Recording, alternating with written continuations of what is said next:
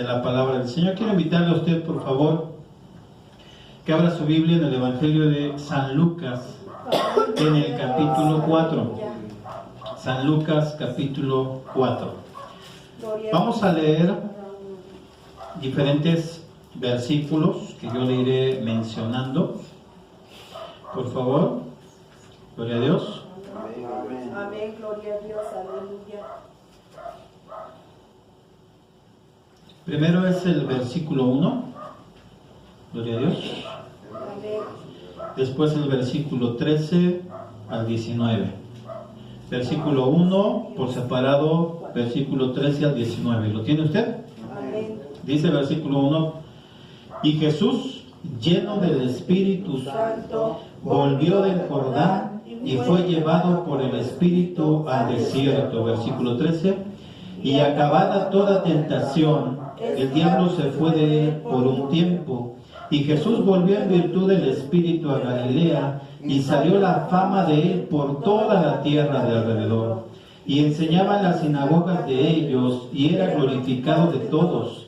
Y vino a Nazaret, donde había sido criado, y entró conforme a su costumbre el día del sábado en la sinagoga, y se levantó a leer.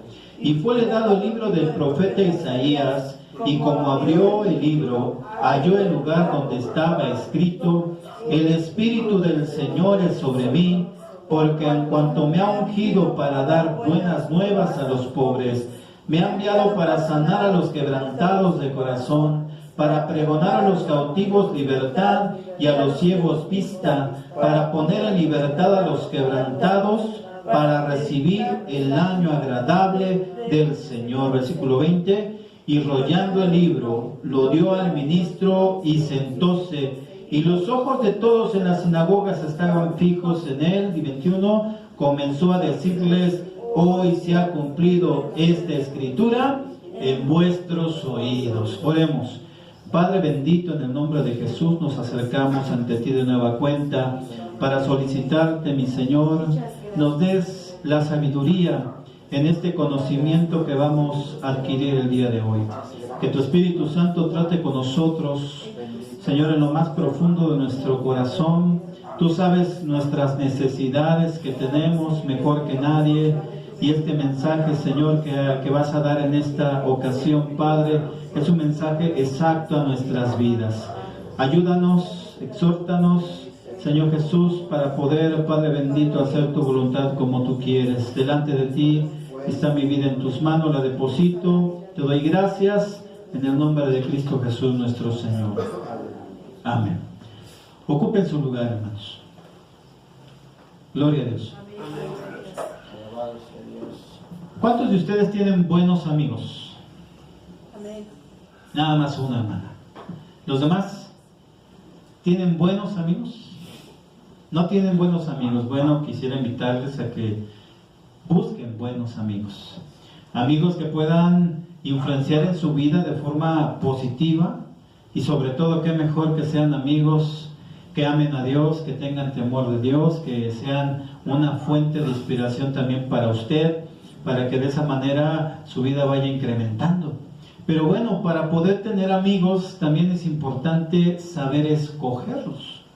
Mire, cuando somos niños o niñas, todos son nuestros amigos, todos. O sea, ahí no tenemos elección de nada.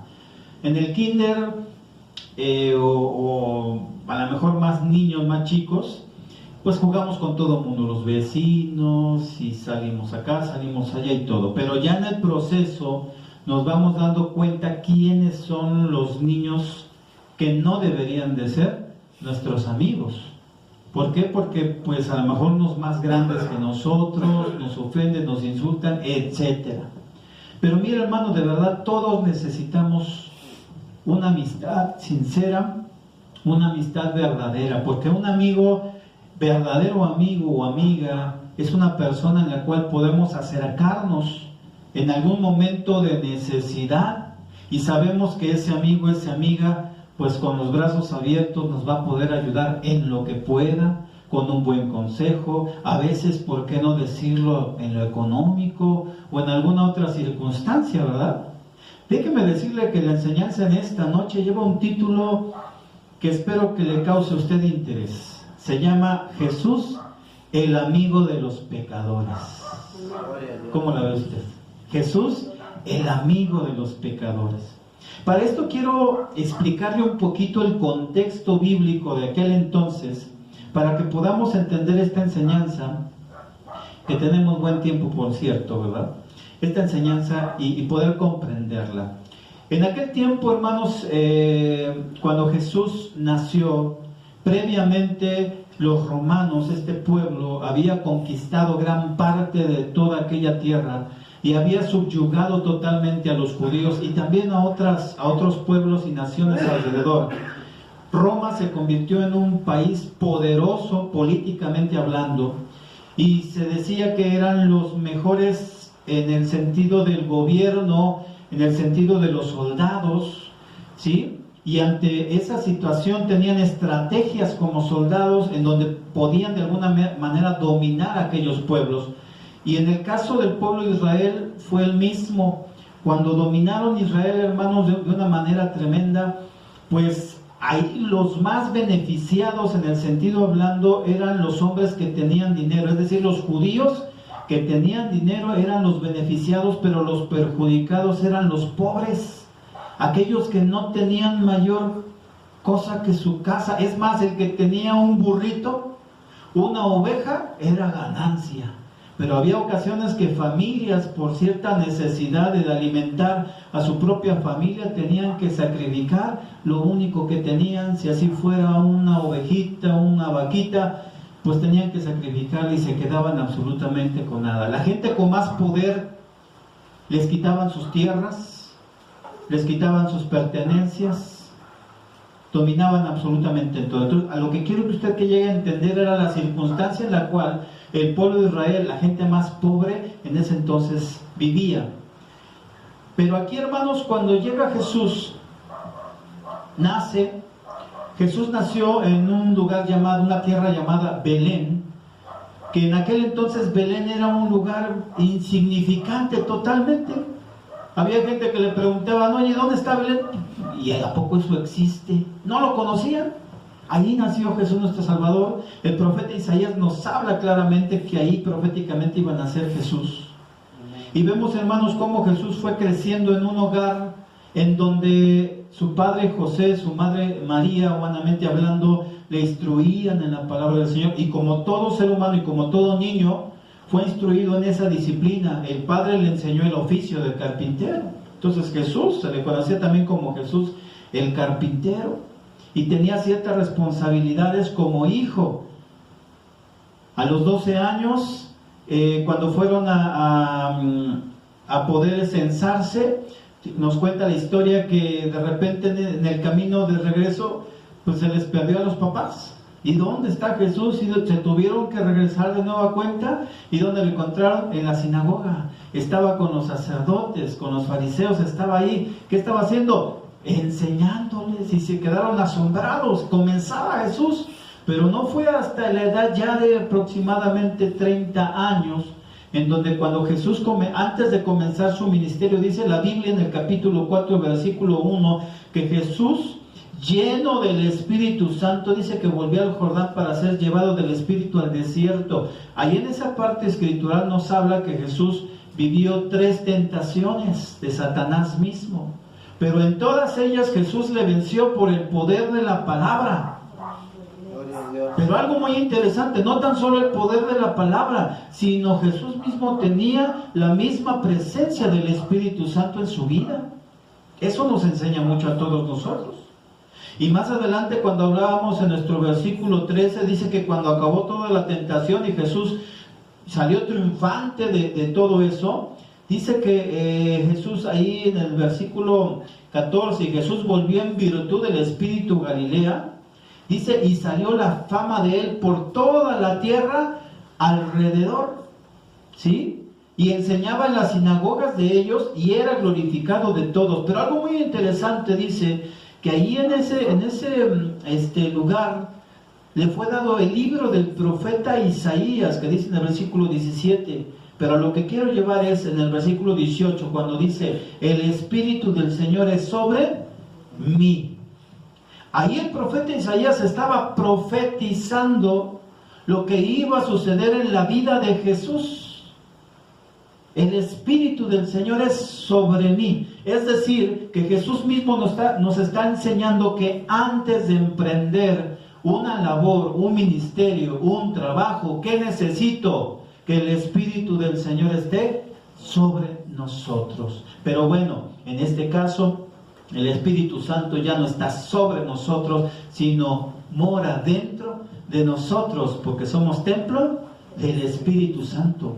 Y vemos cómo aquí, pero aquí, bueno, está haciendo referencia a lo que decía el profeta Isaías. El Espíritu del Señor está sobre mí, por cuanto me ha ungido para dar buenas nuevas, ¿a quién?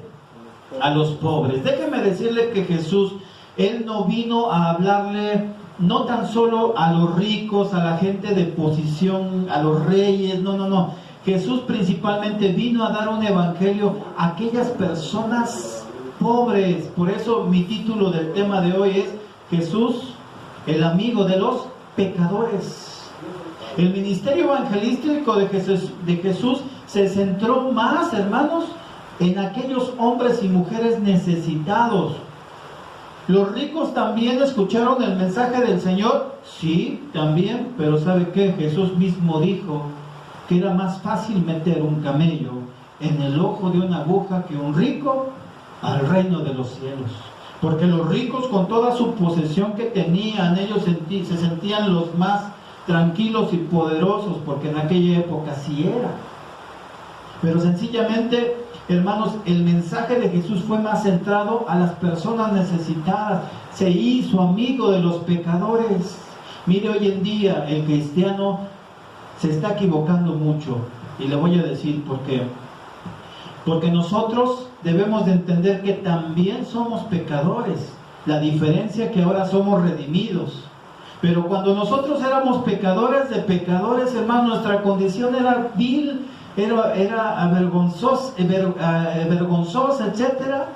Pero hubo alguien que se acercó y nos mostró el Evangelio y nos mostró, hermanos, el mensaje de la palabra del Señor, y esa venda que teníamos en nuestros ojos fue quitada por revelación del Espíritu Santo.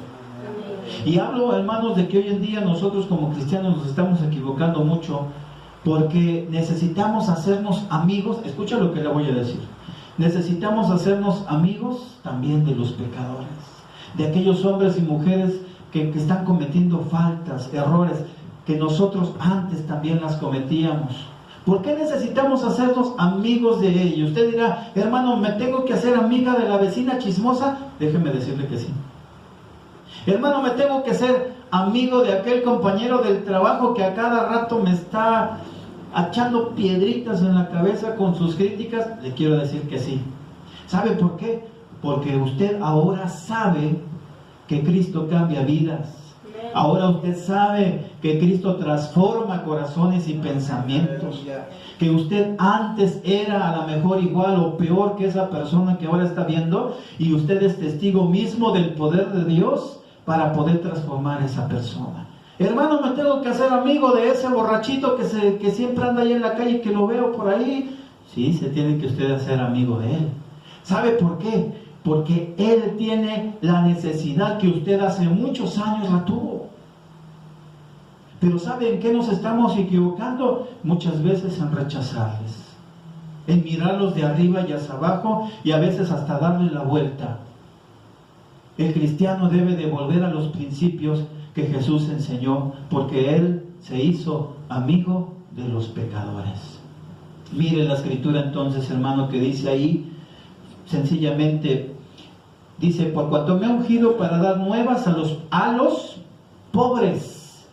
Ahí no dice ricos, ahí dice pobres. ¿Por qué? Vuelvo a repetir, las circunstancias que se vivían en aquel entonces eran terribles. Los romanos arrasaron, quitaron tierras, quitaron muchas cosas, se las dieron a los que ya tenían más dinero para enriquecerlos más, favorecerlos más, y había gente que sencillamente lo único que tenía era, les repito, a veces una vaquita, una oveja, una casita chiquita, Ellos tenían en esa necesidad. Ahora, déjeme decirle otra de las cosas. El pueblo judío en ese entonces esperaba la llegada del Mesías. Bajo lo que Isaías y Jeremías habían profetizado, que vendría un Mesías para libertarlos. Y ellos los esperaban, era el mensaje. Los verdaderos sacerdotes como Zacarías era el mensaje que predicaban. Vendrá el Mesías, pueblo, tengan paciencia, esperen, va a llegar. Y el mensaje, algunos murieron con esa esperanza de que iba a llegar el Mesías. Cuando de repente Jesús se presenta, mucha gente no lo recibió y no lo aceptó como el Mesías. ¿Por qué? Porque lo veía vestido de una manera muy, digamos, sencilla. Mucha gente esperaba a Jesús, o esperaba, mejor dicho, al Mesías con ropas reales, con un caballo tremendo, con un ejército, y porque pensaban y decían, el Mesías va a llegar y nos va a liberar de esta cautividad del pueblo romano. Tanto, hermanos, que también los discípulos en algún momento de su vida buscaban posiciones. ¿Se acuerda de eso? De esta mujer que le dijo, Señor, te pido que cuando estés en tu reino, mi hijo, uno de mis hijos se siente a tu lado derecho y el otro a la izquierda. ¿Se acuerda usted? Buscaban posiciones. Y ahí estaban también los discípulos peleándose por lugares. Jesús llama a un niño y ¿qué les dice? ¿Qué les dice? De cierto os digo que de los tales es el reino de los cielos. Aún en ese momento los discípulos eran inexpertos en muchas cosas y buscaban posiciones en esta tierra. Pero más adelante Jesús, su trabajo también fue instruirles y les fue enseñando. Y en los viajes que Jesús iba de pueblo en pueblo, veían el trabajo de Jesús, cómo se acercaba a los enfermos, a las enfermas.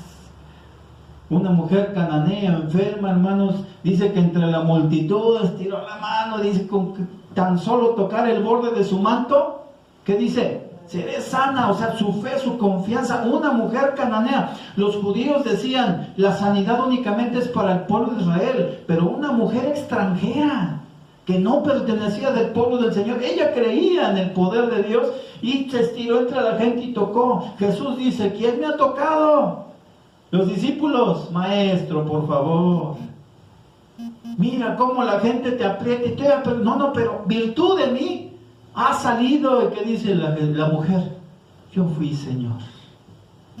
Y no tan solo fue sana, sino también le dijo, tus pecados te son perdonados. Vemos cómo Jesús se acercó a la gente pobre. El Señor había sido ungido con el Espíritu Santo, con la misma presencia como Dios mismo, hermanos, para llevar ese mensaje. Dice aquí, para dar nuevas a los pobres. Ese era el mensaje. Y adelante dice, me ha enviado para sanar a los quebrantados. ¿De qué?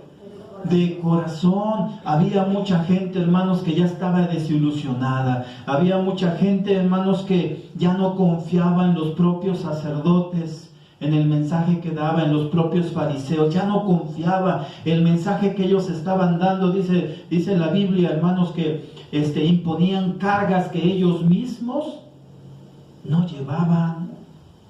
Entonces la gente ya estaba así como que hace falta un mensaje que de verdad nos llene. Y cuando llega Jesús con el mensaje de salvación, con el evangelio, con decirles yo vine a buscar y a salvar lo que se había perdido, dice la Biblia que Él enseñaba como quien tiene autoridad y no como los escribas.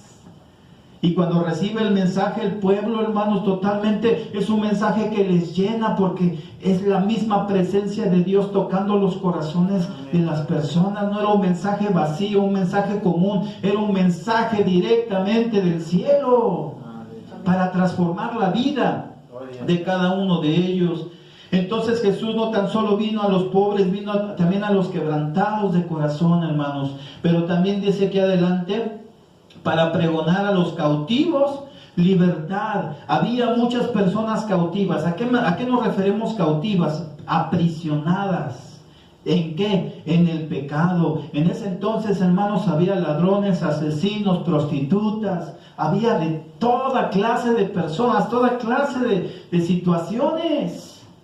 Una mujer que fue descubierta en el hecho de adulterio. Se sabe usted la historia, solamente la menciono. La tomaron, la llevaron a Jesús. Señor, dice la ley de Moisés que hay que pedrearla. Jesús se postró, escribió, se levantó. El que esté libre de pecado, que arroje la primera piedra. Se quedaron viendo uno al otro. ¿Qué fue haciendo? Se fueron yendo, hasta que se quedó Jesús y la mujer ahí. Jesús, ¿dónde están? Le decía la mujer, ¿dónde están los que te acusan? No, Señor, pues no hay nadie. Pues ni yo. Vete, pero no peques más. Esa mujer que estaba cautivada por la situación de su pecado, por vivir en adulterio, otras tantas mujeres por ahí, otra de ellas era María Magdalena. Jesús en la misma condición, estando crucificado junto a dos malhechores que también estaban cautivos, uno de ellos les reclamaba, si eres tú el Hijo de Dios, ¿qué dice? Bájate, y a nosotros también. Y el otro que decía, ay, estás en la misma situación, Señor, cuando estés en tu reino, acuérdate de mí. Y en la misma cruz, el Señor, hermanos, libró de esa cautividad a este hombre que creyó en Él y le dio la salvación también. Fíjese cómo Jesús se hizo amigo de los pecadores. Él tenía muy claro, hermanos, ese trabajo, ese propósito de Dios en venir a salvar aquello que se había perdido. Pero también dice aquí adelante, para pregonar a los cautivos libertad, pero dice aquí, y a los ciegos vista. Pero aquí a los ciegos no tan solo habla de los ciegos físicamente hablando, porque también Jesús sanó a muchos hombres que estaban ciegos, que no veían. Hubo un caso, usted se acuerda, de un hombre ciego. Dice que Jesús se agachó, escupió en tierra, hizo lodo y se lo untó ese lodo en los ojos. Vete y lávate. Este hombre obediente fue y se lavó. ¿Y qué sucedió? ¡Milagro! ¡Vista! ¿Sí o no? Amén. Entre otros milagros. Pero aquí estamos hablando también de una ceguera espiritual. Y la ceguera espiritual es que cuando usted y yo nos alejamos de esa relación con Dios, entonces viene la ceguera espiritual. Ya no vemos las cosas espirituales como antes. Ahora un problemita, una situación por ahí, me dejaron con la mano estirada en un saludo y ya todo me estorba y me molesta. Es porque usted ahora está en una ceguera espiritual. Está la exhortación de la palabra del Señor que va directo a su vida y usted no recibe ese mensaje. ¿Por qué? Porque está usted cegado espiritualmente. Jesús vino a poder, hermanos, dar nueva vista, a quitar esa ceguera espiritual al pueblo de Israel. Y todos aquellos que recibieron a Jesús como el Mesías, fueron quitados esa ceguera espiritual que tenían y creyeron en Él como el único y suficiente Salvador. Bendito sea el nombre del Señor. Dice aquí en la parte última, para poner en libertad también a los quebrantados. Mucha gente cautiva por cuestiones del pecado. Mucha gente que estaba desesperada en esa situación tan difícil. Pero Jesús vino, hermanos, en ese quebranto a poderles dar esa libertad. Dice en el versículo 19, para predicar el año agradable del Señor. Y rollando el libro, le dio al ministro y sentóse, y los ojos de todos en las sinagogas estaban fijos en él. Escuche esto, los ojos de todos estaban fijos en él. ¿Por qué cree usted que la gente estaba fija en Jesús? Él se sentó, ¡pum! Y de repente todos se quedaban así. Y me imagino unos ojos grandotes. ¿Por qué? Porque había llamado su atención de las personas. Se habían dado cuenta que ese mensaje que estaba predicando Jesús no era un mensaje como los sacerdotes corruptos que había en aquella época, como aquellos fariseos escribas que sencillamente hablaban por hablar. Era un mensaje lleno de la misma presencia de Dios que había tocado las vidas de cada uno de los que estaban presentes. Por eso dice que se quedaban los ojos así, esperando más todavía. Mire usted, cuando el ser humano físicamente tiene hambre y come, uno se sacia, ¿verdad? Pero imagínese usted si come frijoles y frijoles mañana, pasado, durante un mes, por decirlo. ¿Qué va a decir usted? ¿Va a tener ganas de comer? Pues es lo que estaba sucediendo en aquel entonces. Claro, no les estaban dando frijoles, obviamente, pero los sacerdotes, los escribas, siempre les hablaban de lo mismo, de lo mismo, de lo mismo, pero ellos mismos no eran ejemplo. Pero cuando llega Jesús y les trae un mensaje diferente, sobre todo lleno de la presencia de Dios, pues ese alimento, ese sabor era totalmente